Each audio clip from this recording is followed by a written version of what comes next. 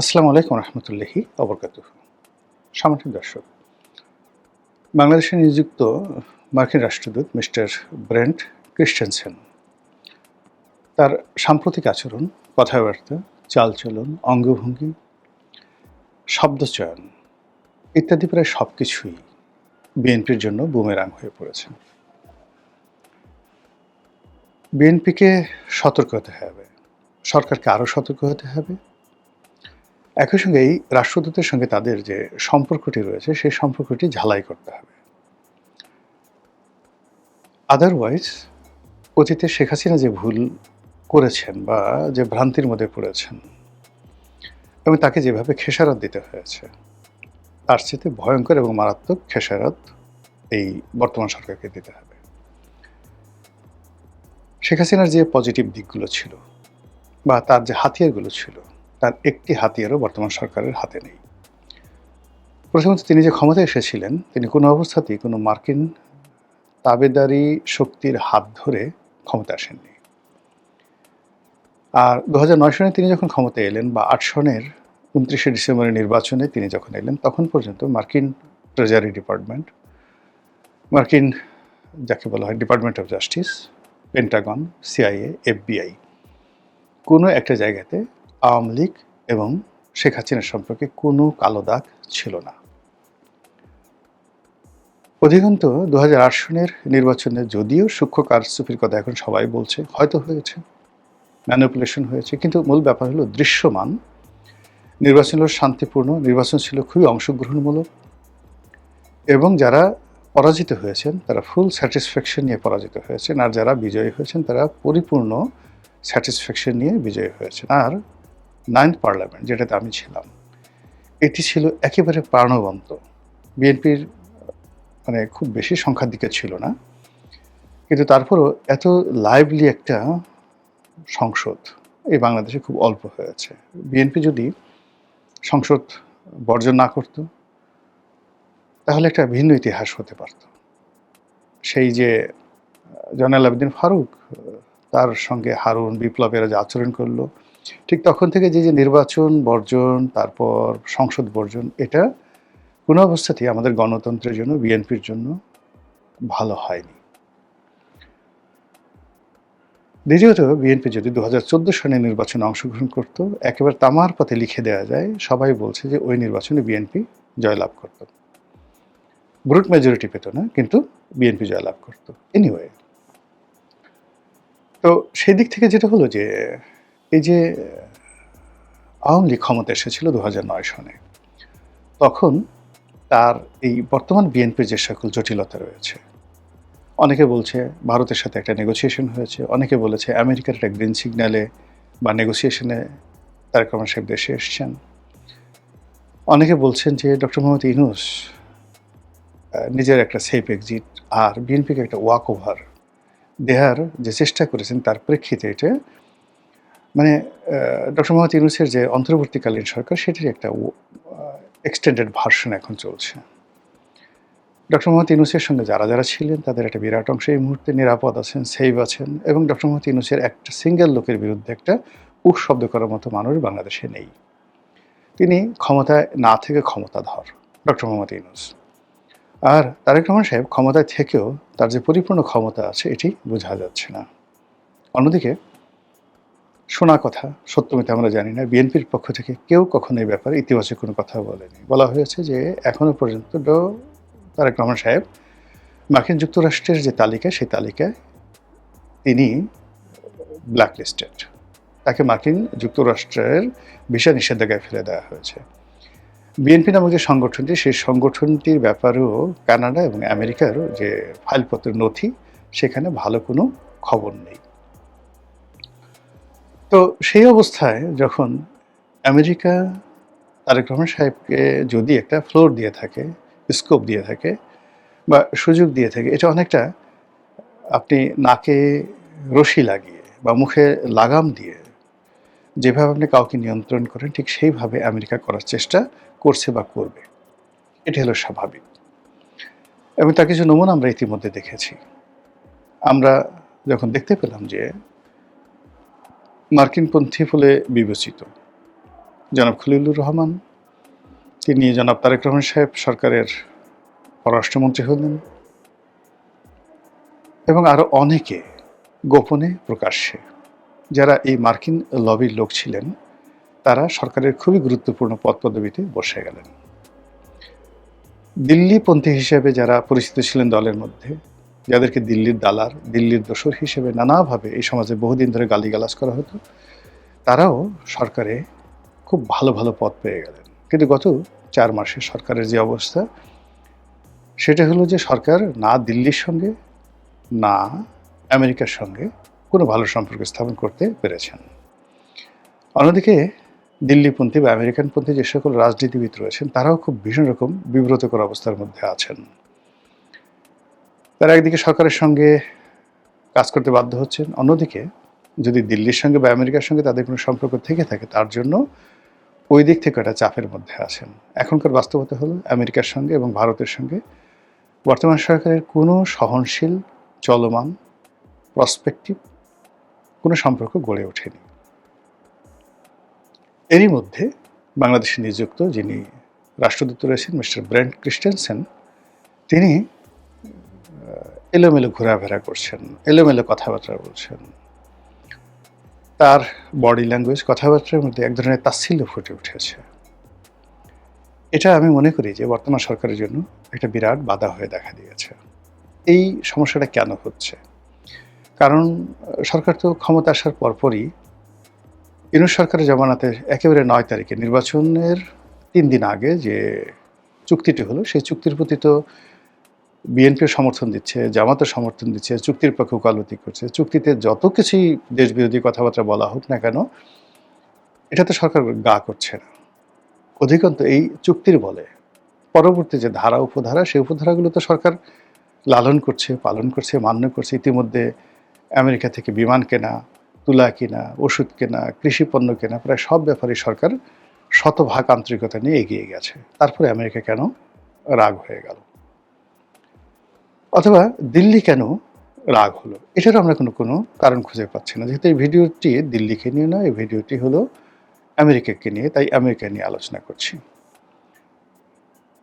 জনাব তারেক রহমান সাহেব যখন সিদ্ধান্ত নিলেন তিনি চীন দেশে যাবেন, ঠিক তার 1 দিন 2 দিন আগে বা 3-4 দিন আগে হঠাৎ করে পররাষ্ট্রমন্ত্রীর সঙ্গে সেই অনেকটা রাজার হালে, জমিদারের হালে, গভর্নর জেনারেলের মতো একটা ভাবসাব নিয়ে, মানে ব্রিটিশ জামানাতে যেভাবে গভর্নর জেনারেলরা আমাদের এই দেশে পাওয়ারফুল ছিলেন, বা ভাইসরয়রা কোম্পানির আমলে ছিলেন গভর্নর জেনারেল, এবং সরাসরি ব্রিটিশ সরকার যখন 1857 সালের পরে এই দেশটি মানে নিজেরা নিয়ে নেন, ঠিক সেই সময়টাতে যিনি রাজা বা রানীর প্রতিনিধি ছিলেন তাকে বলা হতো ভাইসরয়। এই মুহূর্তে মিস্টার ব্রেন্ট ক্রিস্টেনসেন, তার যে অবস্থান, তার যে মানে কর্তৃত্ব, এই মুহূর্তে কোনো অবস্থাতেই সেই viceroy, Lord Wavell, Lord William Bentinck কিংবা ধরেন লর্ড মাউন্ট ব্যাটেন, তাদের কারোর সে কোনো অংশে ক্ষমতা কম নয় তার। সেরকমই তো আমরা দেখছি, বিশাল লম্বা দেহ, কথাবার্তা বলছেন, এবং তিনি যেখানে যাচ্ছেন সেখানে চাঁদের হাট বসছে, সব মানুষ সেখানে লুটোপুটি খাচ্ছে, মনে হচ্ছে ডোনাল্ড ট্রাম্প বাংলাদেশে এসে গেছেন। এবং সেখানে কি বলবো, এখন আমেরিকার এত প্রভাব যে একটি গ্রামের লোকজন শখ করে, দুষ্টামি করে, স্যাটায়ার করে একটি মহিষের নাম দেওয়া হয়েছে ডোনাল্ড ট্রাম্প। আর সেই ডোনাল্ড ট্রাম্পটাকে জবাই করার জন্য, কুরবানি করার মতো দুঃসাহস আমরা দেখাতে পারিনি। আমরা তাকে সংরক্ষণ করছি, আমরা তাকে চিড়িয়াখানায় রেখেছি, তাকে বাতাস দিচ্ছি, তাকে গোসল করাচ্ছি, তাকে চিকিৎসা দিচ্ছি, এবং সেই ডোনাল্ড ট্রাম্পের পাশে, মহিষ ডোনাল্ড ট্রাম্পের পাশে, সেখানে রাজনৈতিক নেতা যাদেরকে আমাদের পছন্দ হচ্ছে না, তাদেরকে ডোনাল্ড ট্রাম্পের পাশে আমরা রাখতে চাচ্ছি। এই হলো আমাদের অবস্থা। তো সেই মিস্টার ব্রেন্ট ক্রিস্টেনসেন তিনি পররাষ্ট্রমন্ত্রীর সঙ্গে দেখা করলেন। দেখা করার পরে লোকজনের সঙ্গতের কারণেই প্রশ্ন করলো কেন গেলেন, কী কারণে গেলেন। তারেক রহমান সাহেব যে চীন দেশে যাচ্ছেন, তো সেই বিষয়ে কি রাষ্ট্রদূত রাগ করছেন, বা তিনি তার গোস্বা প্রকাশ করতে গেছেন, নিষেধ করতে গেছেন, নাকি সতর্ক করতে গেছেন? এবং এটা খুবই তাৎপর্যপূর্ণ দুটো কারণে। আমরা এই মুহূর্তে আমাদের যে আমদানি বাণিজ্য, তার একটা বিরাট অংশ, মোর দ্যান 40% আমরা চীনের সঙ্গে করছি। আর সে সকল বাণিজ্যের মধ্যে খুব সিক্রেট সেটি হলো আমাদের যত আর্মস এবং অ্যামুনিশন, আওয়ামী লীগ জমানাতে কিছু অবশ্য ভারত থেকে আনা হয়েছিল, কিন্তু যদি সেটা বাদ দেন তাহলে এখনও পর্যন্ত সেনাবাহিনী থেকে শুরু করে অন্যান্য সশস্ত্র বাহিনী এবং পুলিশ বাহিনীর যত কিছু, এমনকি তাদের পুলিশের হাতে যে লাঠি, সেই লাঠিটা আমরা চীন দেশ থেকে আমদানি করি। আমেরিকা চাচ্ছে না যে এইগুলো আমরা চীন থেকে আমদানি করি, আমরা এগুলো সব আমেরিকা থেকে আনবো, দাম যত বেশি হোক। এবং এটাই ইউনূস জমানাতে যে চুক্তি, সেই চুক্তির ভাবগাম্ভীর্য। তাহলে তারেক রহমান সাহেব যে সেখানে গেছেন, সেখানে তো তিনি শুধুমাত্র চীনা সঙ্গীত, চীনের অ্যাক্রোব্যাট, কিংবা চীনের খাবার দাবার, কিংবা চীনা প্রেসিডেন্ট মিস্টার শি জিনপিং, তো তার সঙ্গে মোলাকাত করতে যাচ্ছেন না। এখানে আসলে কিছু একটা হবে। কি হবে? চীন চাইবে তার যে বিনিয়োগগুলো আছে নিরাপদ রাখতে হবে, তার যে ঋণগুলো আছে সেগুলো নিয়মিত পরিশোধ করতে হবে। বাংলাদেশের ভূমি যেন কোনো অবস্থাতেই কোনো চীন বিরোধী শক্তি ব্যবহার করতে না পারে, সে ব্যাপারে বাংলাদেশের পক্ষ থেকে 100% তাকে অ্যাসুরেন্স দিতে হবে এবং প্রয়োজনে একটা চুক্তি করতে হবে। এই তো বিনিময়ে চীন তাদের যে সাহায্য সহযোগিতা সেগুলো অব্যাহত রাখবে। আর আদারওয়াইজ চীন টুটিতে পেয়ে ধরবে, আমার টাকা ফেরত দাও, আমার সব কিছু ফেরত দাও, আমি তোমার দেশে এক্সপোর্ট করব না। এমনকি আমদানিও, তোমরা যে আমাদের দেশ থেকে অবাধে আমদানি করো, সেই আমদানিও বন্ধ করে দিলাম। বাংলাদেশের বেশিরভাগ মিল কলকারখানা, বাজার, হাট ঘাট সব বন্ধ হয়ে যাবে।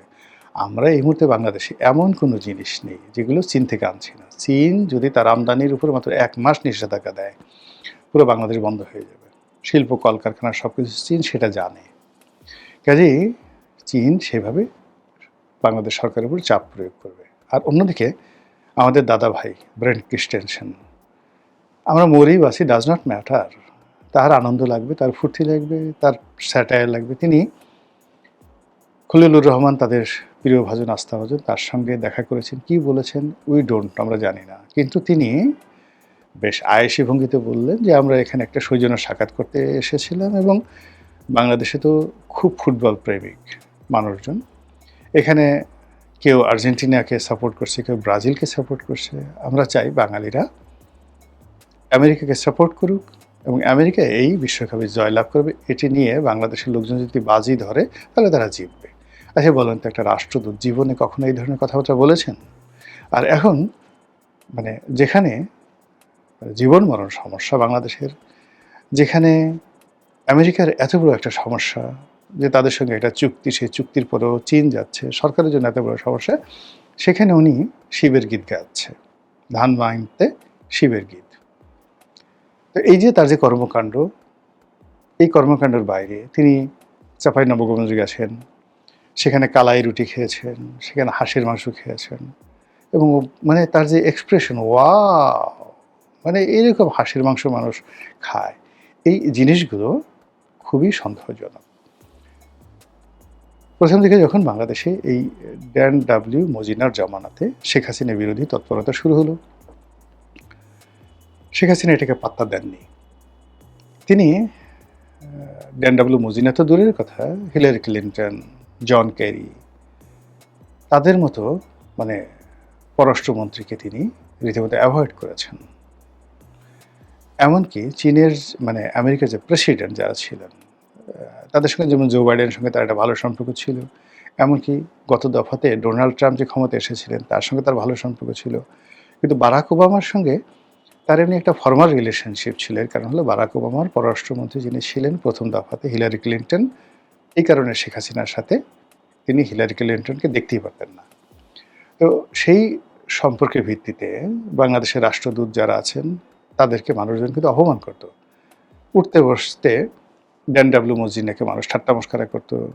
মার্শাল বার্নিকাট বুম, এক ভদ্রমহিলা আসছিলেন, তার গাড়ি ভেঙে দেওয়া হলো একবার মোহাম্মদপুরে। তারপর পিটার ডি হাস, তাকে ধাওয়া দেওয়া হলো। তিনি যখন মায়ের ডাকের একটা অনুষ্ঠানে গেলেন, সেখানে তাকে এমনভাবে ধাওয়া দেওয়া হলো, ওই যে এখন গাজীপুরে যেভাবে বলছে, এই কাছে আসবি না, খাইয়ে ফেলামো, মাইরে ফেলামো, ঠিক ওই রকম একটা ধাওয়া দেওয়া হলো। বেচারা ভয়ে থর থর করে কাঁপতে কাঁপতে পররাষ্ট্র মন্ত্রণালয়ে এসে আশ্রয় নিলেন এবং তার পুলিশ প্রোটোকল সরিয়ে নেওয়া হলো, তাকে আনসার দেওয়া হলো। বলা হলো যে শুধু তাই নয়, এখন থেকে এই আনসার নিতে হলে তোমাকে আনসারের বেতন দিতে হবে নিজে। তো এই যে কাজগুলো শেখ হাসিনা করেছেন, আমরা সবাই খুব বাহাবা দিয়েছি, আরে বাবা, বাপের বেটি, শেখের বেটি, এরকম দরকার। কিন্তু শেষ পর্যন্ত কী হয়েছে? তদ্রূপ এখন এই যে শুরু হয়েছে তারেক রহমানের জামানাতে ব্রেন্ট ক্রিস্টেনসেনকে দিয়ে, এটা ঈশান কোণে আবার সিঁদুর মেঘ দেখা দিয়েছে। এই মেঘ সরকার কিভাবে সরাবে? এটা তাদের একান্ত ব্যক্তিগত বিষয়। সাধারণ নাগরিক হিসেবে আমাদের যতটুকু দায়িত্ব ছিল সেই ব্যাপারে সরকারকে সতর্ক করলাম মাত্র।